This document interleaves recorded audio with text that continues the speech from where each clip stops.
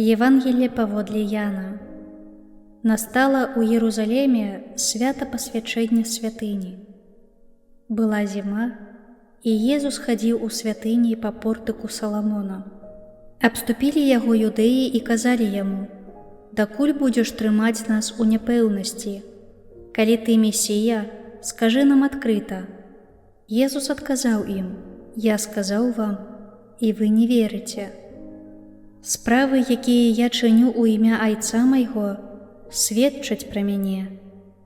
Але вы не верыце, бо вы не з маіх авечак.